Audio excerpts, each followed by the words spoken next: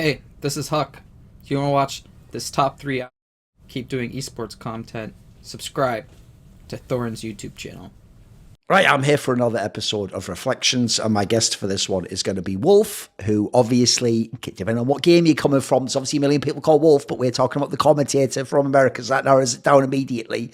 Right, Wolf, the first place I actually want to start this interview just goes like this. Since the theme of the interview, and in general, one of the things people might find unusual is if they come from any one individual game and they only know you, whether it's StarCraft or Overwatch or League of Legends, what they're obviously going to discover is you've casted a lot of different games and analysed a lot of different games. That's kind of your sort of signatures, that you're the guy who's done all the games, but you do it from the expert role. So my question to you would be this, is that's actually probably the most extreme outlier story in esports. If people don't know, I would say traditionally, Wolf, before the last, say, 4 or 5 years where the money got quite crazy, even for things like talent roles sometimes, and people could really make like the 6 figures and have a good life. Before that, I would say the famous refrain of esports was that actually people who got in early, like you, long time ago, often say that actually what's hard about keeping going and changing games is that when you come into the esports initially, usually you weren't coming into esports, you're just playing a game you loved, and you get good at the game you love, and then what happens is, if it's hopefully it's got an esports side, you get immersed in that world. But I know a lot of people who say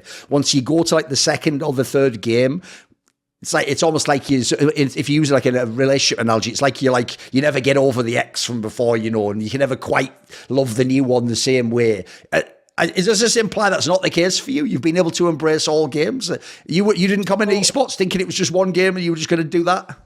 I mean, when I started doing StarCraft 2, I had been pretty familiar. I wouldn't say massively familiar, but I was pretty casually familiar with the Brood War leagues that were happening in Korea. A lot of the stuff I learned about Brood War happened actually after I moved to Korea and got a lot closer to the scene.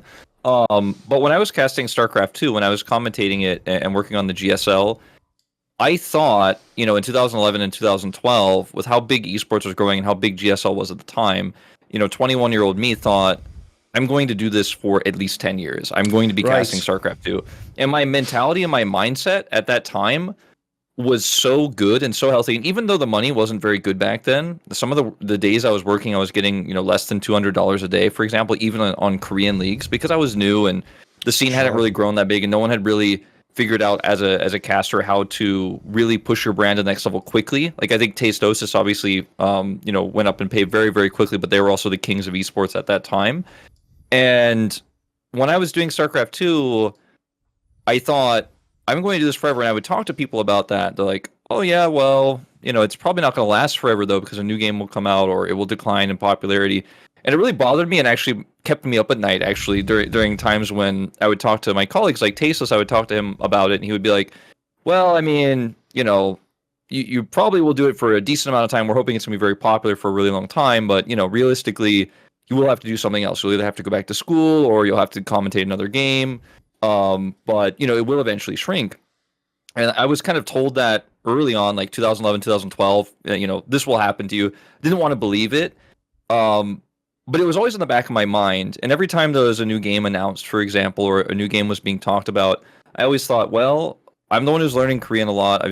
My Korean is getting better. I will have a close kind of finger on the pulse, so to speak, of the Korean leagues that will pop up around that game. So I was always kind of watching and seeing and looking, but I never really wanted to give up StarCraft 2. And if you look at kind of my path into other games like World of Tanks, I did very briefly with Susie. I did Heroes of the Storm.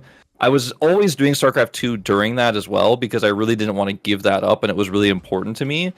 And as a freelancer, also, the more casting days I could do in a week, the more I would make, the more money I could make, because I wasn't salaried. So I always felt like when I was doing other games at the beginning, especially when I started doing Heroes, I was like, I just wish I was doing StarCraft 2. This is the game I like the most. This is the game I came here to do, the game I have the most knowledge about.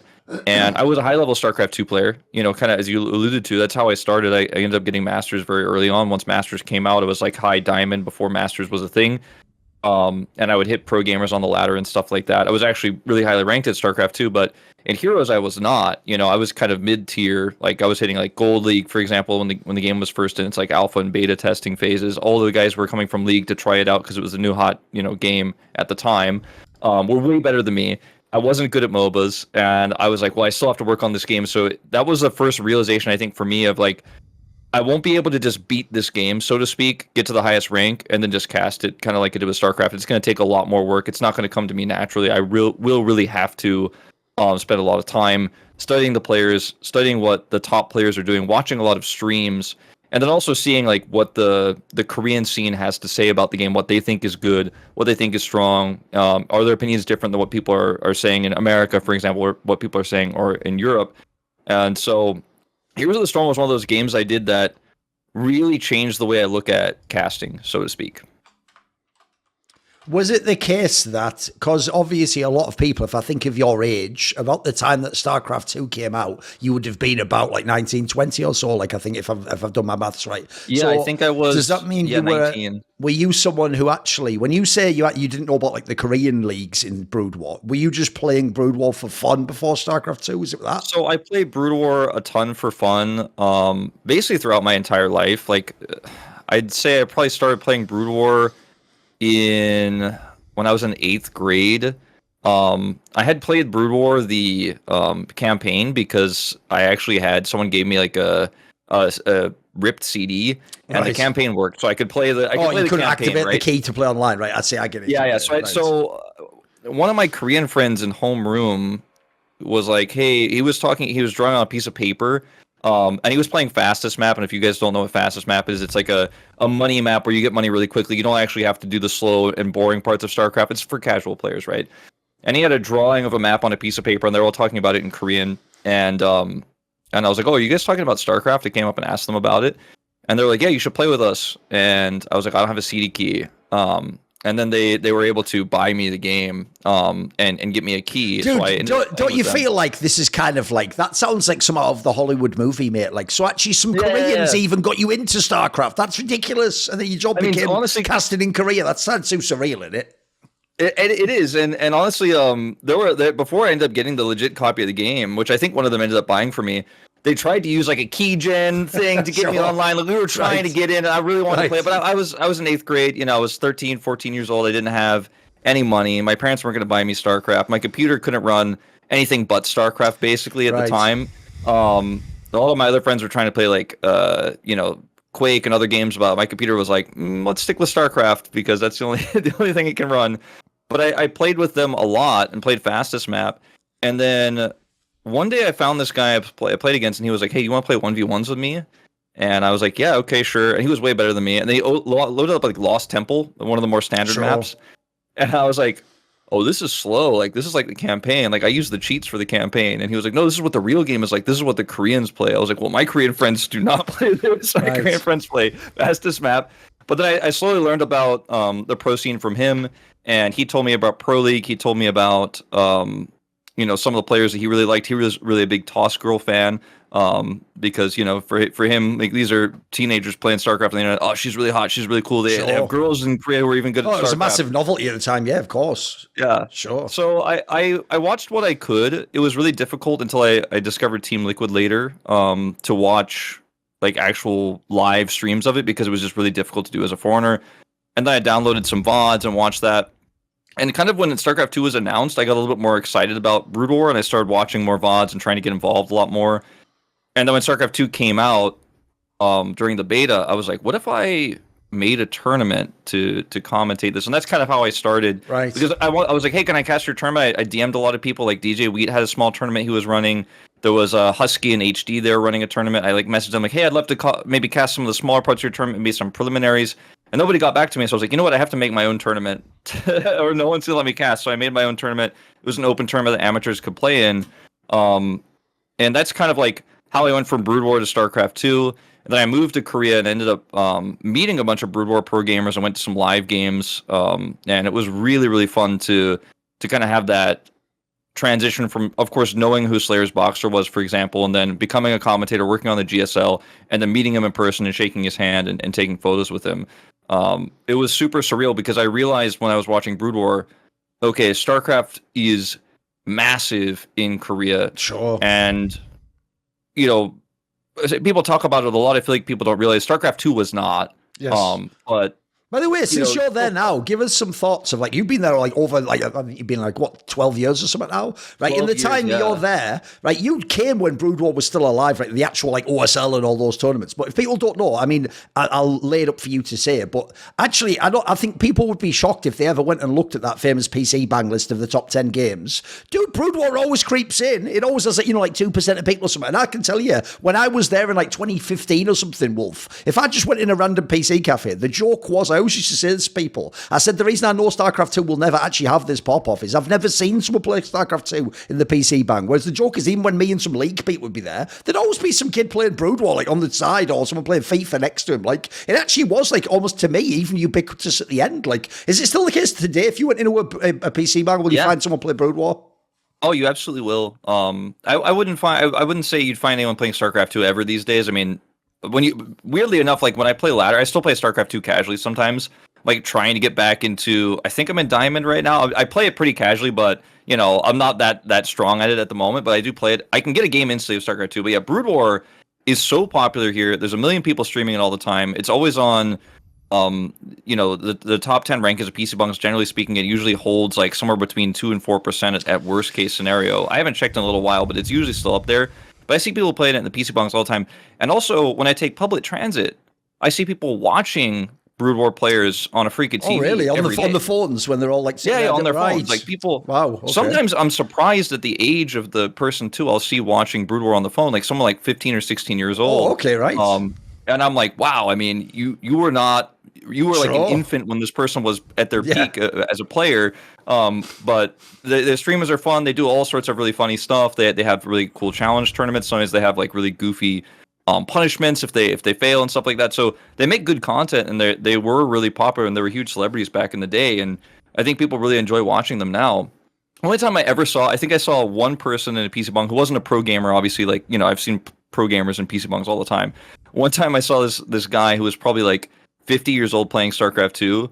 And he back then you could actually smoke in PC bunks, so he had like a cigarette in his cigarette in one hand, and he was just massing battle cruisers against the AI. And I wonder if he was just like reliving the nostalgia days of like when he played Brood War, but now he's like his hands are too slow or something. Right. He was just massing battle cruisers against the AI. I don't know what was going on, but that was the one time I saw someone playing StarCraft 2 at a PC bang, and I was like, wow, this is just another thing. By the way, the obvious segue point here, because this is something I did want to ask you about at one point in time. It's like, look, you're totally upfront with it. Some people did try, I noticed in StarCraft 2, to sort of do that like sleight of hand of like, well, Brood War was huge and esports is massive in Korea, and hey, we're in StarCraft 2. Whereas sadly, because I'd been to Korea, I knew that like the game never took off in the same way. Like crucially, it never had this grassroots appeal where, like famously, I'll tell you some examples. When I've been in Korea, you'll know this, even if you're speaking in English, sometimes randomly in a taxi cab, if you mention the person you came for esports, they'll say something like basically they'll say the real name of Boxer, or they'll say like StarCraft, or you know, like something like that. They wouldn't know about like League of Legends maybe, or StarCraft 2. They definitely wouldn't know Overwatch. There's certain like cultural things they do know. So my question to you is this: was that a tough part of doing the job, though? That in some ways you did go, because you were a Brood War guy, you were going to the mecca of esports. You get there. By the way, the games were awesome. Like we can talk obviously later about some of the GSLs that are amazing champions and some of the best esports players ever. But the weird thing was, you didn't really get to have the proper Brood War experience. Right? You never got to have what it was like to have like a flash take over the whole community. And in your space, like, you're doing the game, but it's like you're kind of only in the hardcore section of Korean esports, right? What was that aspect like? Is that difficult to deal with? I felt like I had a lot of things I was afraid of when I moved to Korea. Like I had this really irrational fear that when I got to the GSL, they were going to be like, all right, welcome to Korea. Like you're hired. Here's the script. Here's who's gonna win. Like it's all scripted. I had this weird irrational fear that it was actually just not real. Okay. Like I'm so scared I'm gonna get there and they're gonna be like, yeah, well, actually, an ST is going to win his third title this time, and like this is how we're going to do it, and like it's completely scripted. It's just WWF, basically. I knew that wasn't going to happen, but like I had this like weird fear that was going to happen, and then I knew obviously the studio was in a high school at the time, in Mokdong was in a high school, so it was like one floor of a high school basically, or not even the full floor, but you know where the arena was. It was quite small.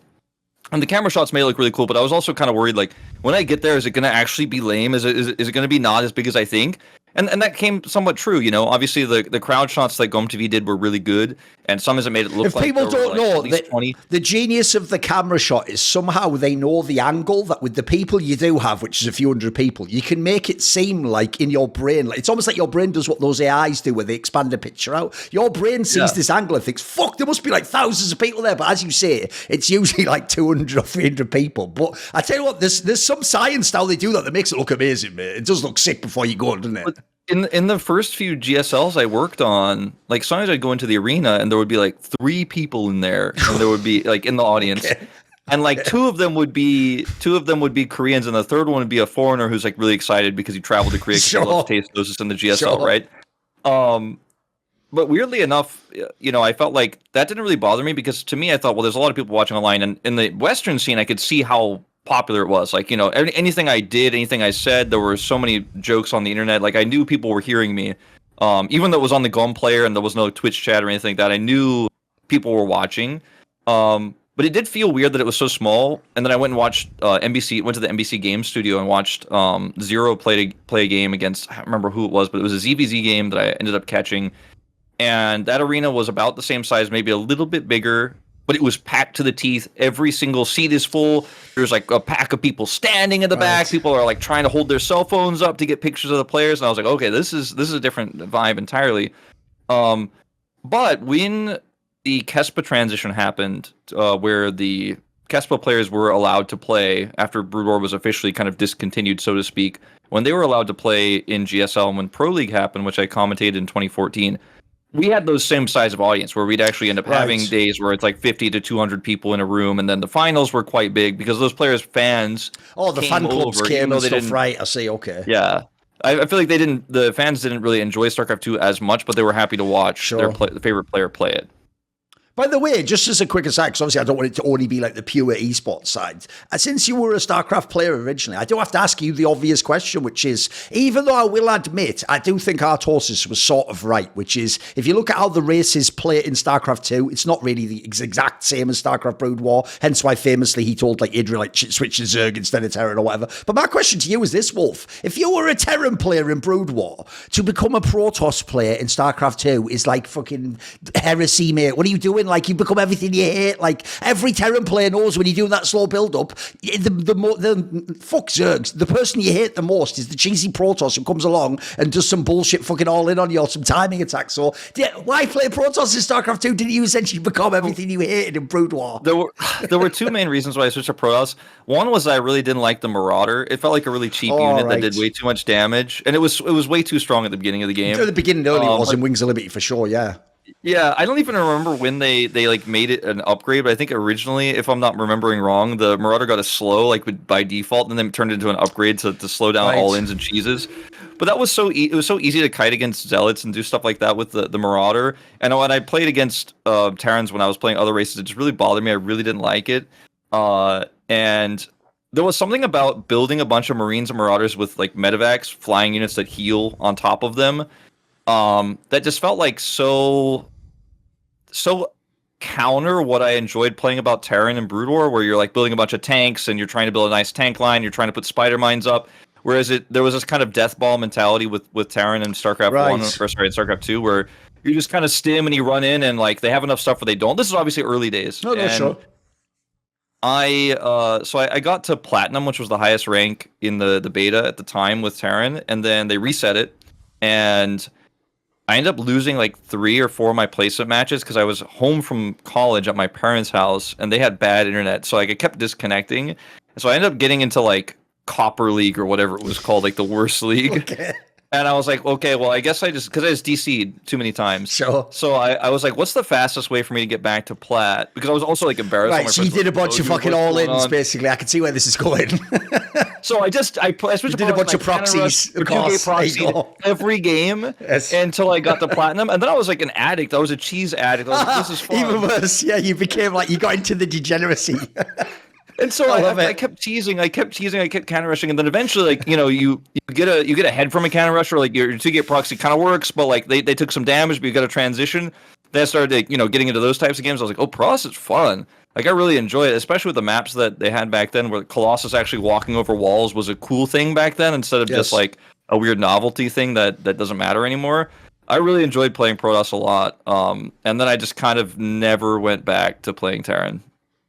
Fair enough. Right, by the way, it's actually something that connects a little bit to the story about coming to Korea and the fact that the scene wasn't maybe quite what a Western fan imagined it was, etc. They maybe bought into the dream of esports. Along those lines, something I do have to ask you, it's a bit of a harsh question, is... Look, you got to do ProLeague, which was dope. If people don't know, in StarCraft 2, and especially in Korean StarCraft, actually the team leagues, to the teams, by the way, are bigger than the individual leagues. I've even heard stories in Brood War. They would sometimes tell fucking like people like J-Dong, like basically like, look, we'll like let you play in those team leagues like as a reward, but like win the fucking ProLeague match basically. So even though as Westerners, it was the other way around. It's that you watch the team league for fun, and then you watch the OSL for, like for the real StarCraft. Actually, I've heard in Korea, like it's way more important the team league than people know. So that was obviously a big league with the best players. But obviously the weird thing you also had was there is Tastosis. They're the elephant in the room in any Korean commentating discussion. The problem you had is they're obviously the Code S guys. So a lot of the time you were doing Code A or Challenger or whatever it was in the GSL system, which if people don't know is the level down. Now look, obviously with so many years,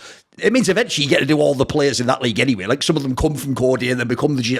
But was it kind of like essentially what was your vibe in that sense? Like, doesn't it feel a bit like you're stuck in the minor league a bit, or you can't get your sort of shot at the big league?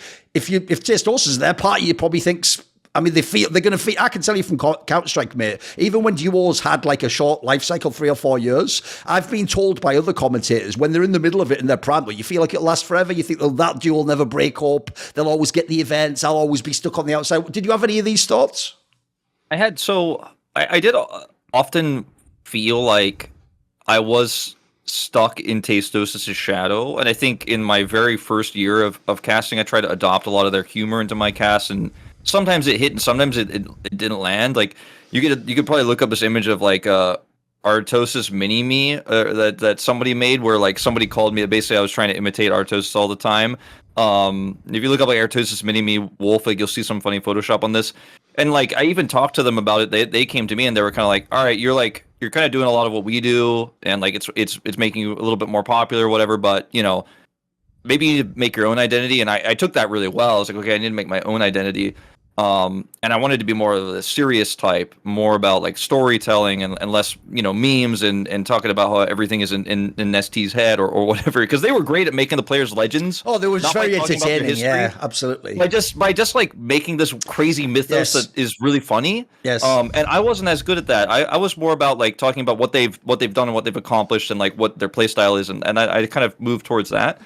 But with ProLeague, I moved to ProLeague because, they had been in talks with me for a while, like, hey, do you want to do this? Do you want to do this? But GOM.TV was very much like, if you do that league, you're out of this league, right? Because they're our biggest competitor. And their pay offer was really low compared to what I was making at the GSL. And I've never actually spoken about this, but what I did was when GSL cut the days at some point, and like the end of 2023, I think it was, they were like, we're going to do significantly less days, and guess what? Like Nick and Dan are going to get most of them because they've worked with us for longer, sure, and they're more popular than you. I just went to ProLeague and I said, like, I think I'm gonna do this. I'm gonna tell GOM.TV I signed with you guys, and I'm gonna see if they fire me or not, like, because okay, I've got to move away from this. And it was like almost a political move, but I was like, I think they're gonna feel like, okay, Wolf's trapped. So I came to GOM.TV and I said, look, I told them I'm going to sign with them. I haven't done it yet, but you've cut my days so much. Like, I'm not going to be making it really livable money. I might have to look for other work. I don't know what I'm going to do. So what are you going to do? And their response was, because they were so upset that I would even have, like, discussed with them, they cut my pay by like 25% on those few days I had left. By the way, just if someone's a casual Western fan, even though you just threw it out there like it's nothing, it's because basically in Korean culture, you don't just go and, it's not like America, you don't just like chance your arm. You don't just go and tell your boss, like, hey, I want a raise. Like, that's kind of like maybe considered even rude, potentially, if he's brought you in, right? So especially when you consider how competition and broadcast companies work in Korea, sure, it's like, it's also about staying internally and rising through the company too, right? You're supposed to stay with one org, right? Yeah, and even if you, for example, were told, like, yeah, I can't give you money this year, and the other company was like, I can give you triple, which was not the case in this case. Like, ProLeague and Spoke TV Games were offering me basically way less, day rate than I was getting back at GOM TV. But I just wanted to try to like expand my brand into something else. But even if like they offered me a triple the deal, it would be seen as like extremely rude in Korean culture to abandon GOM TV and just quit and be like, well, they're paying me triple more. They'd like never work with me again. Also, other broadcast companies would hear about it, like, well, I guess Wolf's a traitor, But I felt really trapped in this moment, so I decided to see if I could like play a bit of a bargaining chip and be like, look, you cut my days. I have this offer over here. You guys are my family. I love you, GSL. I love, I was talking to Mr. Che basically at the time as the director of the GSL. I was like, look, I need to do something here, or I'm just going to like shrivel up within the GSL. And like reluctantly, they allowed me to do both, which was somewhat controversial, like I said at the time. But I had to cut my pay, which for GOM TV was quite nice because they were like, all right, we're shrinking a bit, and like so it was a compromise that affected everybody, in somewhat of a positive way. And I knew because the Pro League rates were not that high that I didn't think anyone would come in if it got popular and just take it away from me. I kind of decided I wanted to do Pro League as a way to do my own thing and it be mine and my tournament, and no one would ever just come in and swoop in and take the finals from me, or come in and like just take the show away. Now, ultimately later, Nick did do some Pro League with me. We talked it out, we worked it out. I wanted to bring him in as well. But at the beginning, I kind of felt like I need to distance myself from doing only the GSL, which is not a tournament that is mine. And Nick and Dan hired me and Moletrap and Doa and Kelly Milkies and all the people who came out after us, Caldor, because they were overworked because there were so many GSL days. But when that went down significantly and it was kind of just like me, Caldor, who also left Korea around this time because he was like not interested in doing Pro League. He just wanted to leave. He was like, I guess the time is up on this. That was a moment for me where I was like, all right, I got to do something else at least. And Pro League was not as popular as the GSL, but what Valdez and I did to try to make it more popular and the way we changed our casting style, I think really helped it grow, especially when that was the league where all the Kespa players were playing it. That's where you could see Flash. So we saw it as a huge opportunity to try to grab onto some of the Brood War legacy. Sure. And see if we could get some of the StarCraft 2 fans to appreciate it. I did a lot of research during that time, too, about all the Brood War players' history. Yeah, basically, I would actually say that's also a difference, is the way that Westerners were all just used to the 1v1 aspect of StarCraft, that it's an individual game, and it's, it's not teams, it's like Stefano playing against Polk, playing against like Naniwar or something, is actually, I noticed even when people would do the team leagues, Wolf, they just basically did it as if like these are the 1v1 players just playing a team game, whereas actually, as you say, you did try to make it its own brand. Like when people, first of all, if people are Westerns and they don't know, Pro League is a very prestigious brand. Like I say, it's essentially the main brand, aside from the OSL of Korean StarCraft and arguably esports. And then also, I noticed you actually, like you say, specifically tried to tailor the storylines to the players who either came from Brood War or were in the Pro League teams. Like, right, here's the things he did in the past. It's not just like, last season he was top 8 in GSL Codex or whatever. Like, it feels like this was a conscious decision you were making to try and craft something. Yeah, absolutely. And I had, a lot of experience casting the GSTL, the team league in Korea, which had a different format. It was kind of a King of the Hill, or what we call in Korea all kill format. Yeah. Whereas Pro League had a lot more strategic depth to what happened before the game started. So in the GSL, you would just pick one, or GSTL rather, you would pick one player per team, and then whoever wins stays up, and then another player comes in, another player comes in. So in theory, one player could all kill, as we call it, and just beat everyone by himself, and there would only be one player fielded for the team that day. Pro League's format was different, where you would get the maps. Both teams would get the maps a few days before, and then they would just, without talking to blind pick basically players for each map. And then you would find out, the day before. It depends on what year Pro League it is because the rules changed a lot. But you would find out with a little bit less time to prepare, and then you would have those matches play. And the only time you would have a matchup of players that weren't predetermined was if it went to the ace match, which did happen a lot. It was a really cool ceremony where they would turn all the lights off in the studio, have the two players stand on the stage, and then put these two beams of spotlight on them to reveal them. And it was very, very cool and very fun at the time.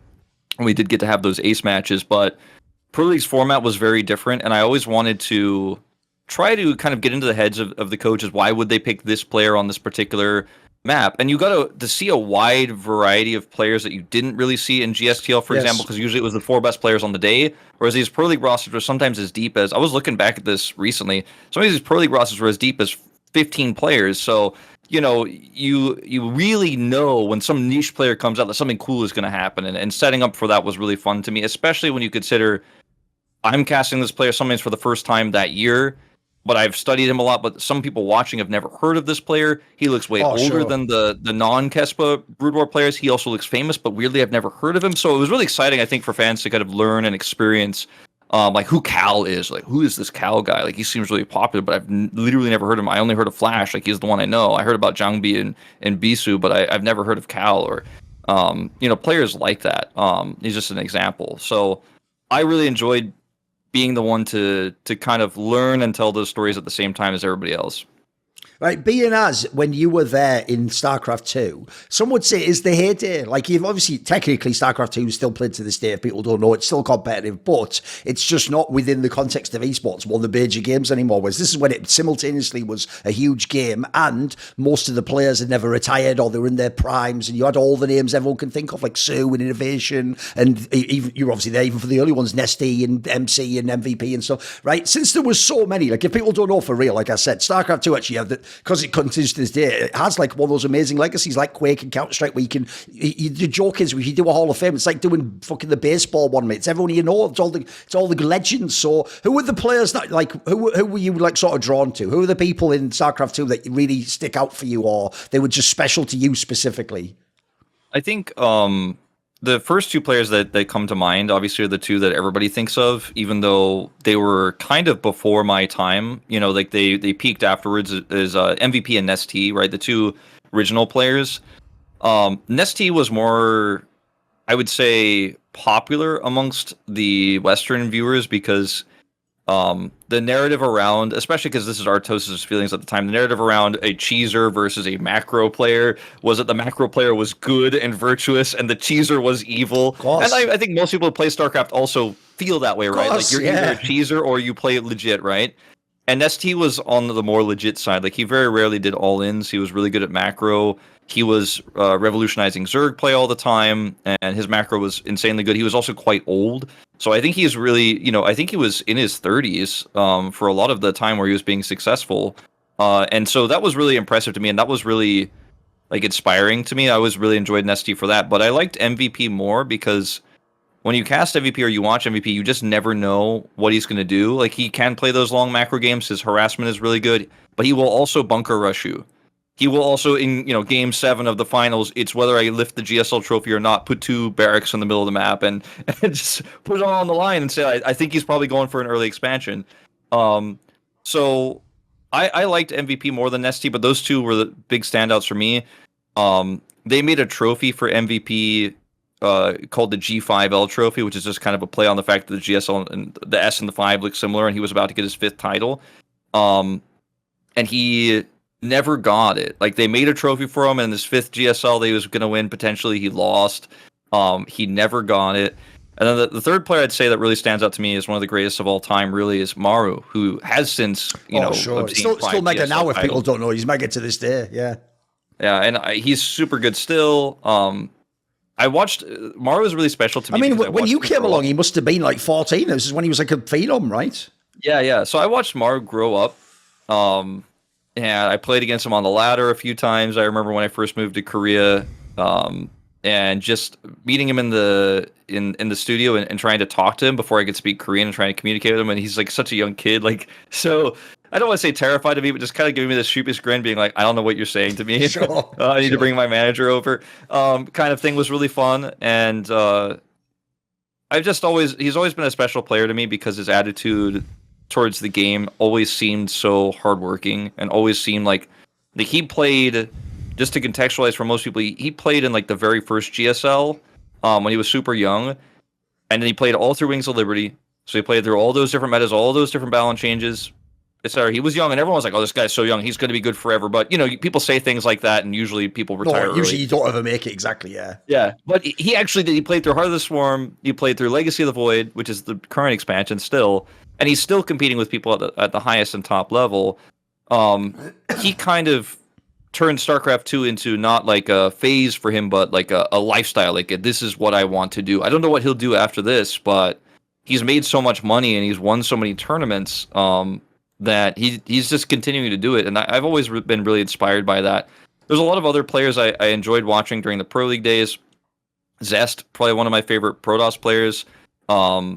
Creator, who also, like Maru, played at the very beginning, not at the very first GSL, but played at the beginning, is still playing now. As well, never had the same success. Yeah. But player like Zest, like he wasn't around that long. He knew when he was at his best, and he knew when it was time to walk away. For example, I think that's really the big difference between why I love a player like Maru more than a player like Zest, who I'd say at the time when I was casting Zest and when I was watching him find success and when he won his first GSL, that was kind of like, this player is one that I really resonate with, but I don't, now in 2023, I don't look back at it the same way. Like I could always look back at Maru being great, like no matter what it is, basically.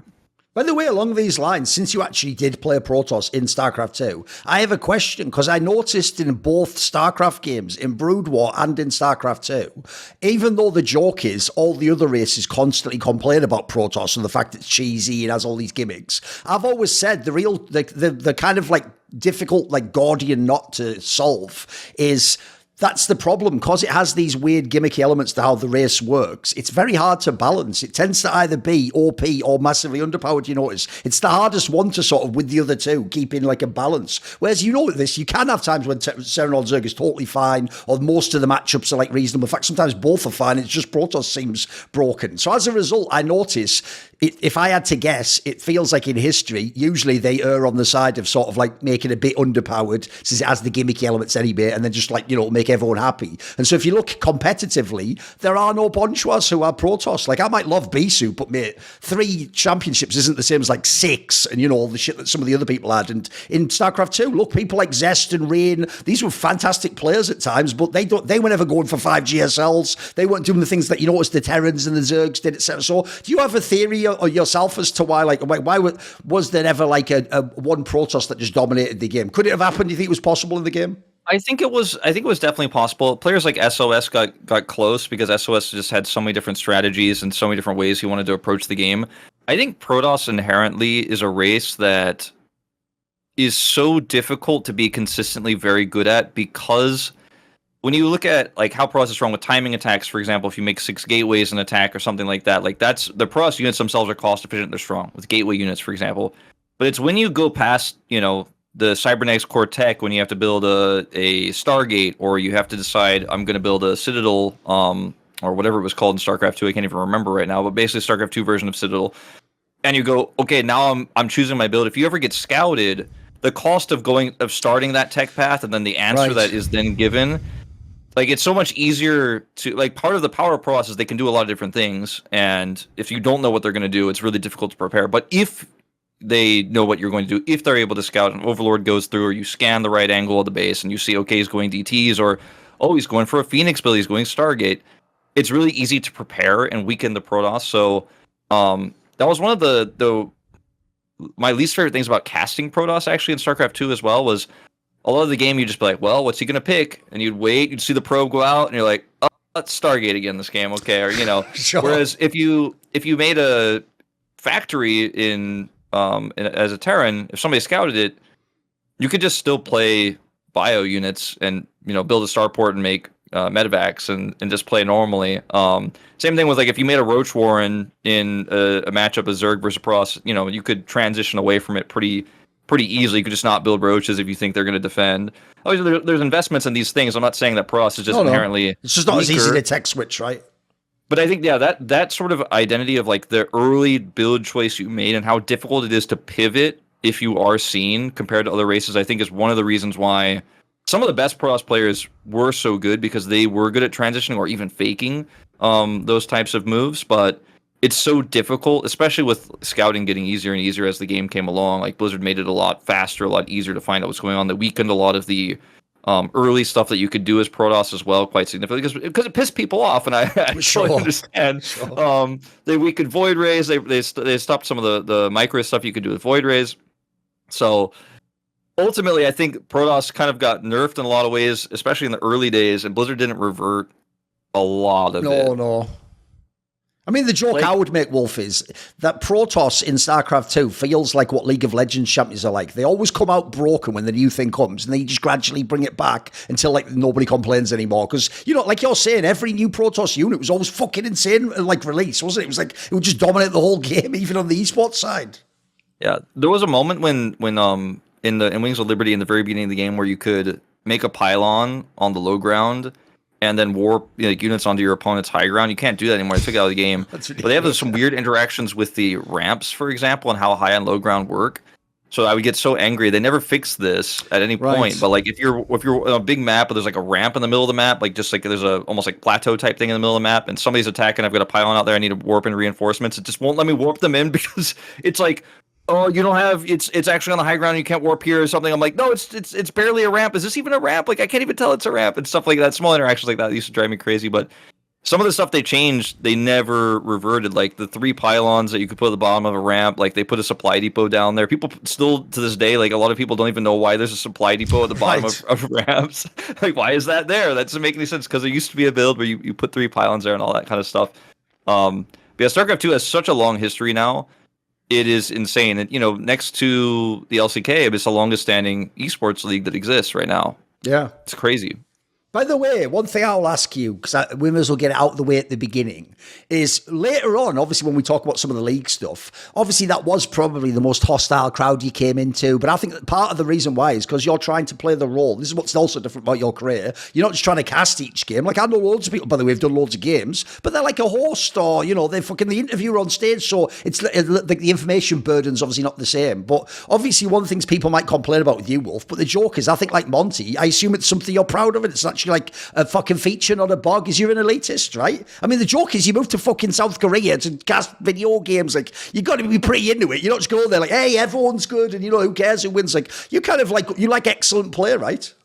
Yeah, and I think you have to be harsh when it's necessary as well with casting. And I think a lot of people don't do that. Like, for example, the Korean commentators generally don't ever do that because it's seen as, in Korean culture, it's seen as kind of like taunting a player if you go, oh, well, I really don't think he's in, his form is really not good. Like, you could say that, but you could say like, oh, this is a really rough game. Like, this is one of the worst games I've ever seen of this player. Like they would never say something like that. Whereas I would, if I thought a player was having the worst game I've ever seen of them, or at least in recent memory, I would say something like that because I think those words have power. And if they have merit, I think it's smart to say them because it lets a viewer know, especially one who's not that familiar necessarily with a player's recent history, that, man, this is uncharacteristic, but he is having a bad game, or his form this season is really, it's quite atrocious. So people need to know what the kind of real sentiment around this player is right now. I mean, if you go open, Twitch chat or Reddit or whatever, or Twitter, you're going to know the real sentiment around the player, right? But I think as a commentator, you also kind of have to say that as well. And coming into League, I was coming into a game that had a decade of esports history in Korea, and I had watched it quite significantly. I watched it pretty casually through a lot of the years. A lot more recently, I got more and more into it towards right before I ended up commentating it, also because I knew it was a potential opportunity for me.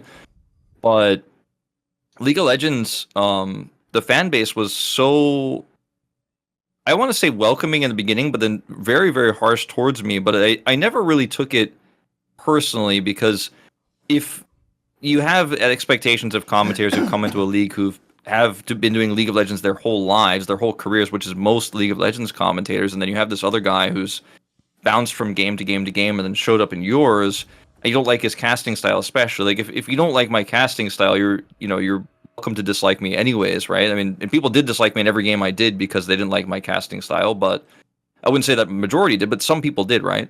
But if you don't like my casting style and you don't trust me yet because, I'm making some mistakes, or my knowledge of these players, even though I've been, doing a ton of research, for example, it still has some holes in it, or I missed some I don't know, reference to an old meta that one of my co-casters may have made. A lot of people were really frustrated with that because they're like, this is what I love and this is what I've been watching forever. And I totally empathize with those people, because if it were me watching, somebody like me in a game I was really interested in, I might be a little bit upset. I probably wouldn't go type it out on the internet. I wouldn't be that upset, but I hope that people know that. I mean, I've obviously made massive improvements in League of Legends over the last 3 years, but I hope people know that this is not just a gig for me. Like, I really care about it a lot, and I really enjoy it. And League is a game to me that feels like Brood War when I play it, in terms of its complexity, in terms of how hard it is, in terms of how, like, if you click a certain way, your character is going to move in path in a weird way because you're too close to the wall, and actually you thought you were going to dodge that Q, but then you got hit by it and you died. Like, these small things mean so much.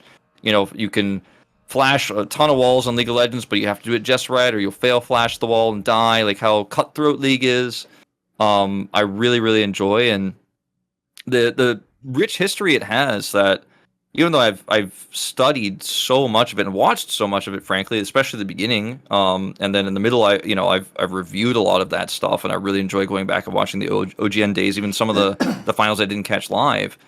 It has such a rich history that I love delving through, and it's been one of the most exciting challenges I've ever done in my career. And when I got the phone call, when I got the offer to do it, I was simultaneously both extremely excited, but also that I had this feeling of like, I am going to have to hit the books, and go really hard into this. Like, this is not something I can wing. This is not something that I can show up to. I don't wing anything in my life, but like, I basically told them, like, I don't know if I can be ready in time. And they're like, well, we trust your ability, and like, it will come to you naturally eventually. And we kind of agreed, like, this would be a good fit for me, talking to the commentators, talking to the production staff at Riot Korea.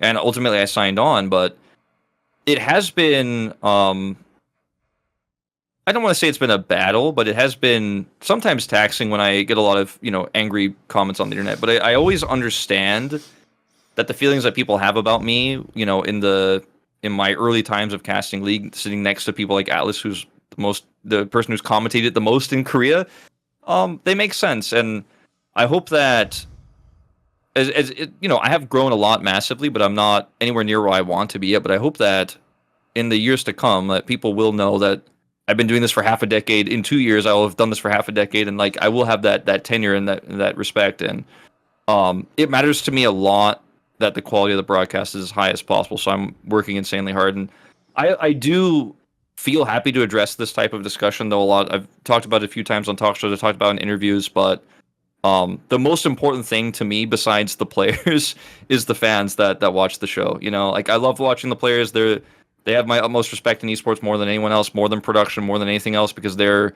determination, their dedication to the craft is so insanely high, especially in Korea. But the fans are number two to me in terms of their enjoyment. I hope they can get it from me. And I will be brutally honest about players, and I will be sometimes, I have been sometimes off on some of my assessments in the early days, but I love casting this game, and it means everything to me. So I just want people to know that. Right. There's a famous meme that I referenced when you did Summoning Insight, the one where you did, well, wait a second. I thought you were like for a second. No. Right. When you did that tweet back in the day, the one where you did the tweet about being in the penthouse apartment with your girlfriend and the fucking booty jiggy and steel or whatever it was, right? The reason I referenced that on Summoning Insight was just to be funny. But I actually have a more serious question around that, believe it or not, which is that was actually pretty early on in being in Korea, mate. This is like a year or two in, I think, or maybe like the first year or something. And the reason I want to bring it up is because I actually had a similar experience myself, which is, even though I didn't actually work in Korean esports, I used to just live there because I thought it was a cool place to live. And because at the time I did Counter-Strike events on YouTube, essentially I could live anywhere I wanted as long as I can travel to the event. And so I remember I actually had a similar experience. I once told someone, basically, when I went back to Korea after a few months that you go back, I came back and then I had a girl that I knew there, and I had a similar thing. I told them one day, even though it was just like an everyday thing, I sort of realized this is actually one of the first times I've sort of felt satisfied in life. Like, I'm sort of where I want to be. I'm doing work I like I've got like a Korean girlfriend, like I just had a bunch of Korean barbecue, about to just go to chill out in my like nice apartment in the middle of Seoul. Like, I actually realized this is dope. Like, what the fuck? Like, normally as a gamer, you're just immersed on the game and the nerd culture. So what's this actually like?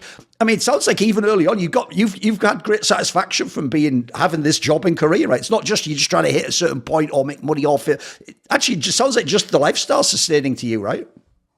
I had this really nice house on top of a really tall hill in Gangnam, and it was not an expensive apartment. I was paying like, I want to say, like, if in today's money, like maybe $600 a month on this apartment. Crazy. Yeah.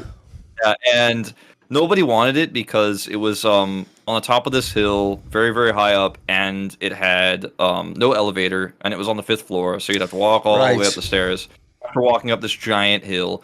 And there were like no buses that went up there, but I had a huge balcony on the side of it, so when I walked out onto it, I could see like all of Gangnam, and it was a beautiful view. It's an amazing view then, yeah. And I really, really enjoyed this apartment. I got super lucky to find it, and I was at that time when I made that like really cringe post. I remember just thinking, I've always wanted to live in a foreign country. I always felt like I want to do that. I want to accomplish that. I've done that. I've moved to the one that I liked the most, the one I was most interested in. I'm doing the thing that I love the most. And 5 years prior to that moment, when I was in like gonna graduate from high school and then go to college, I felt like I have no plan. I'm screwed. I have no idea what I want to do with my life. I'm so scared because I think I'm gonna end up, living with my parents until I'm 25, and then I'm gonna do a job I hate, and then I'm just gonna be miserable for the rest of my life. That was the fear I had like inside of me. Like nothing I like can make me money. Like I was studying philosophy and literature, and I was like, everyone around me is just like, you're never gonna make money from this, and I'm like, I don't even know if I want to do this, but.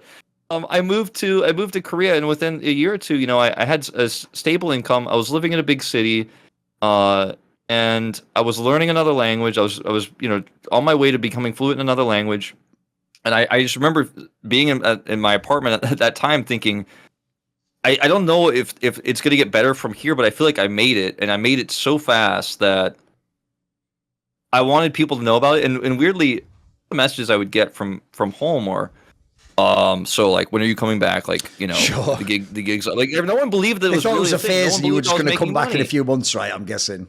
Yeah, and everybody thought I was making money. Everyone thought North Korea was going to attack. Everybody was super worried about me all the time, and everyone was like, "Well, I mean, I guess like you'll do." Oh, by the way, that is a really weird one, isn't it? Because when you live in Seoul, you're just so used to that whole, like, without going into it, because it's a bit dodgy topic, but basically, whenever those like stories flare up of like, "Oh, watch out, there's going to be a thing," if you live there, eventually you just don't. It doesn't faze you. But I know what you mean. The Western family always message you like, "I've seen it in the news. Oh, what's going on with this?" And you're like, "Forget about that. It's not a big deal." Yeah, I had so many people. Sure. Everyone in my family and all my friends that I left behind were always worried about me. Right. When I was sitting in my house, and this is the reason I posted this on Facebook, I was sitting in my house being like, I am having the greatest time of my life. And it's actually, I feel, and everyone at home seemed like they were struggling. Some people graduated from college and couldn't find a job, and they were living with their parents, and they were struggling. The people told me, don't move to Korea, you'll regret it. Because I dropped out of school. You'll regret it. You'll have to come back to school. You have to pick up all those missed credits. You're going to end up wasting more money. You're going to have student debt that you can't pay for because you dropped out.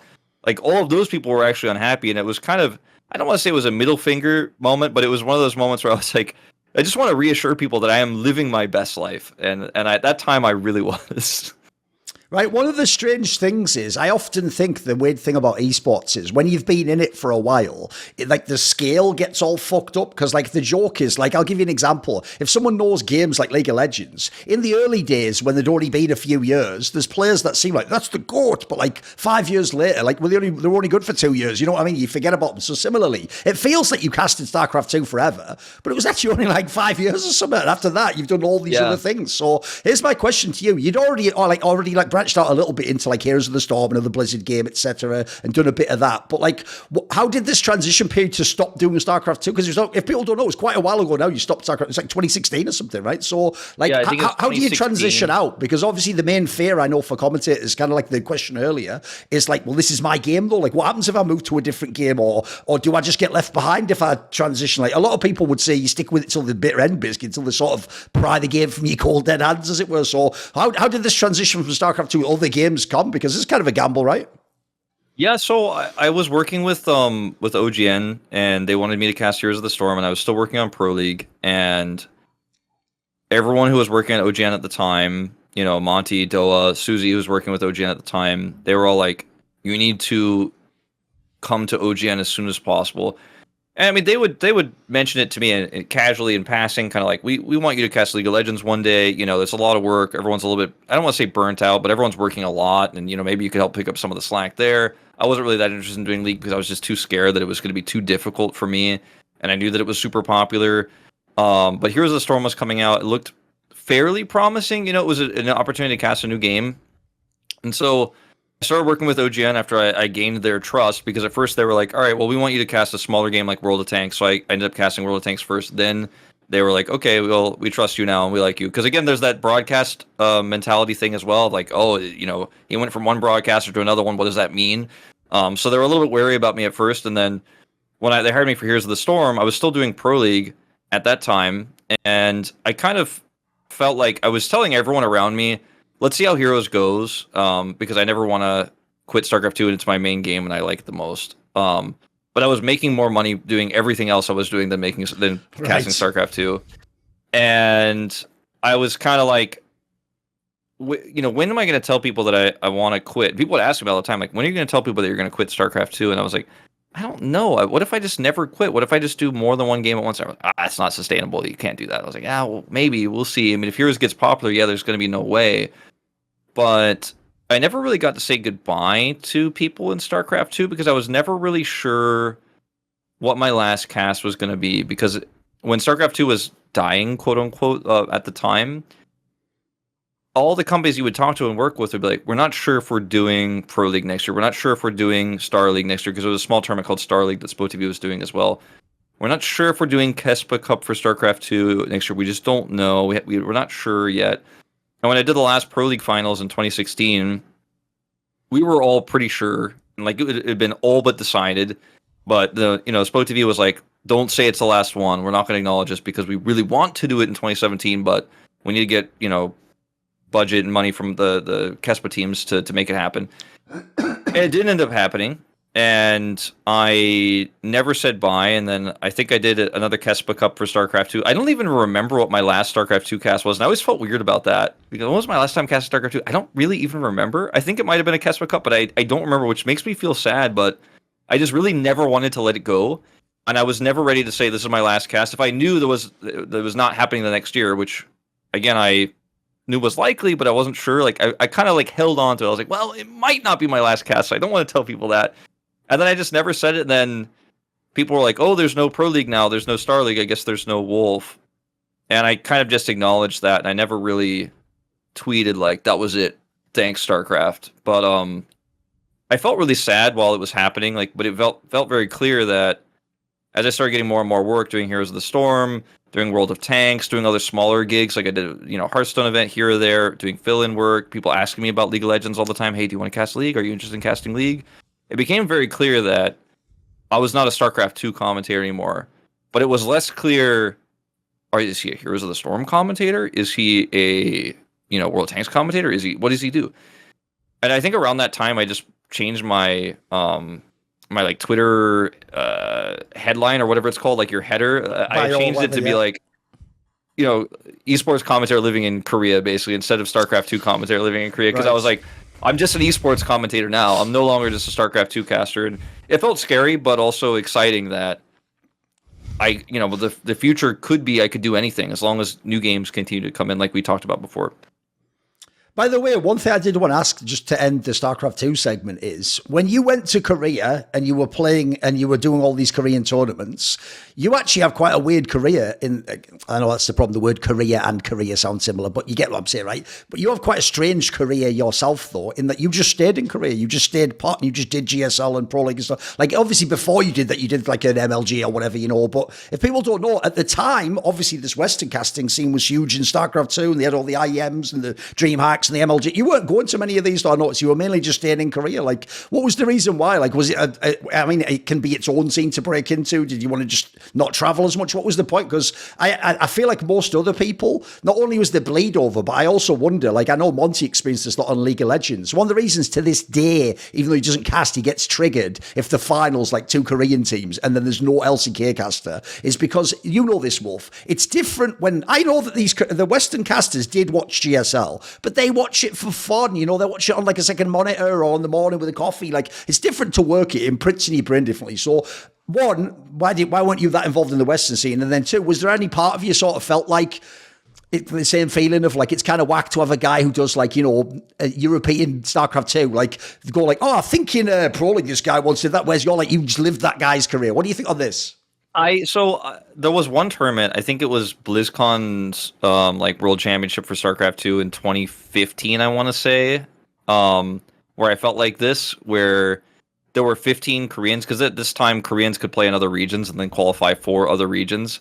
There was one tournament that had 15 Koreans, and then I think it was Lilbo, a French player. Oh, right. Was the only one there. And then he also just like when he got there, he was like, "I'm gonna focus on Overwatch." He just got announced, "I'm retiring StarCraft." Okay, like perfect. And then like he just like all into all of his games and lost instantly. And I was watching it, and I was watching the tournament, just being super upset because I also had reached out to Blizzard, being like, "Hey, I'd really like to be involved in BlizzCon." And they gave me like a non-answer as to why I wasn't going to be there. They're like, "Look, it's a very competitive position. We have a lot of people we want to bring in, and it's not going to be you this year, but hopefully we can work together in the future." Is kind of like the answer I got back.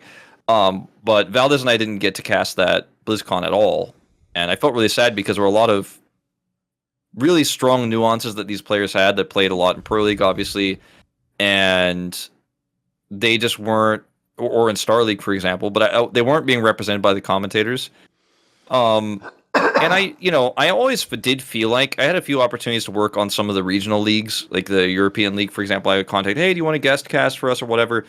I always felt like at the time, it would take me out of what I was focused on in Korea, and also it would be fun to hear like my casting style, but I'm like, well, I'm just not really that well versed on them, and of course I wouldn't say this to them, but I was kind of like, they're also worse, so like not interested. But I kind of felt like, yeah, no, I'm gonna stick around in Korea because this is my brand, this is what I like, and I knew it was kind of my brand that I lived in Korea.